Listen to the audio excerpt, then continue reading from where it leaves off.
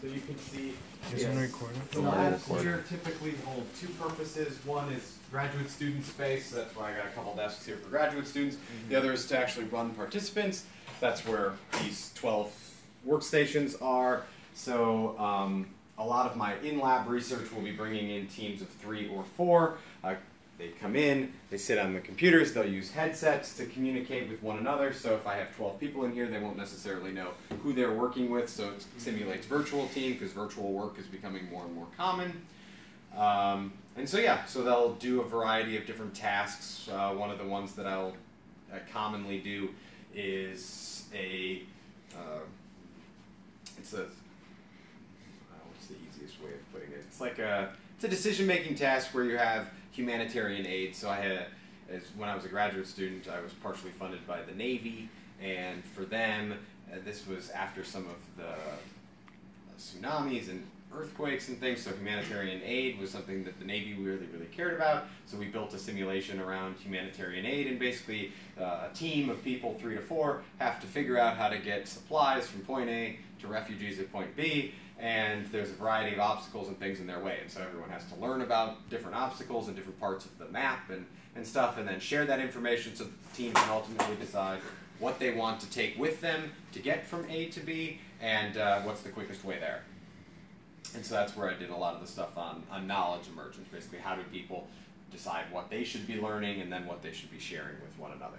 If you're wondering about the massive television, because everyone asked about the gigantic television, it's hooked up to this computer here because some of the tasks that I have participants do are somewhat foreign to them, so they won't necessarily know how to get in and do it. So this is basically just to do a bunch of PowerPoint trainings. And for my graduate students to watch football on the weekends. Because they actually do when they're in here working sometimes on weekends. So most of the materials in the lab is like technology-based to do your research? Yep, okay. Exactly.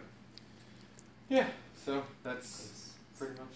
More qualitative than quantitative as well. Or observation. No, it's not really observation. So everything the participants do in the task is recorded by the computer, and so it all gets quantified into things. And then frequently I'll have participants do many rounds of the thing. So you save people at time 1, and then you have to save more people at time 2 and time 3. And in between those things, you answer questions about how you worked with your team members and things like that, so you can model quantitatively kind of how people's responses come together and change over time to how they get along and stuff. Did you find that having each of the members wearing headsets and not knowing who they're on their team with, did you find that yielded better results? Or is there a reason it's not better results. It's by doing that, it allows for more of their behavior to be quantitatively coded so that I don't have to qualitatively code it. Because if I put you all sitting in a table and said work together, there'd be all kinds of informal cues, nonverbal communication going on that I would have to be videotaping and creating a coding scheme and everything to unpack. If you have to communicate only via chat or only via headsets that I can record, you don't have nonverbals, and most of the stuff is directly captured, so it's a lot easier for me to quantitatively model stuff that way. Would you call that anonymous communication more authentic than having those nonverbal cues, or? I wouldn't call it more authentic.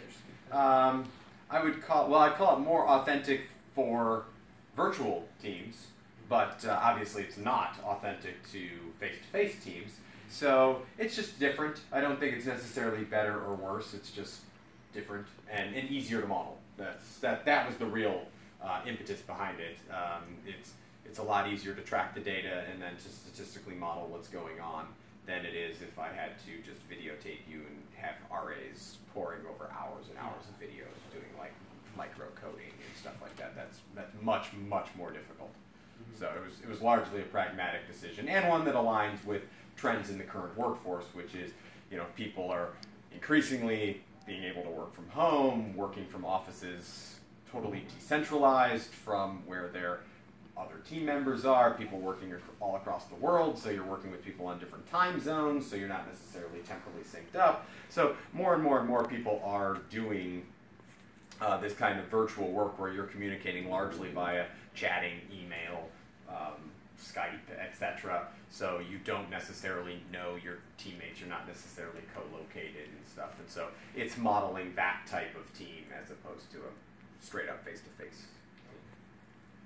Are you like more open to study, like as the psychology field expands and like maybe like new paradigms enter, are you open to doing tests on them regardless of like other people not testing them, or like are you open to willing to innovating? change your own paradigms to accommodate new like research or stuff like that? Oh, absolutely, yeah. I mean, so I'd say one of the things that makes me unique among IO psychologists, for better or worse, I'm not entirely sure which it is, but is that I consistently look for new and better ways to study everything I do. I don't have one paradigm that I just focus on and that's it, which is what brought me to a lot of the statistics research from economics and from computer science and from and paradigms from human factors, because they study some things better than we do. And so don't reinvent the wheel, steal from them, borrow from them, right? Like, and hopefully they steal and borrow from us. We know they do. I've seen papers where they take our ideas and we take theirs, right? It's knowledge sharing. And increasingly, if you look at granting agencies and large-scale research projects, you're highly, highly interdisciplinary. So I think absolutely all paradigms are going to be changing, and whether you want to or not, you're going to be forced to collaborate with people from a variety of different fields, integrating different ideas with different research methodologies, different paradigms to capture the big questions that we really want to know about and kind of get out of these idiosyncratic, highly siloed kind of perspective on science. So I think that's changing, and that's a good thing. Being young, that's exciting, right? If I was maybe around 60 years, I probably would be like, no, I'm not changing. But I think that's it. cool, awesome, Thank you. good. Well, hopefully that was helpful. It was definitely Yeah. It was very I appreciate.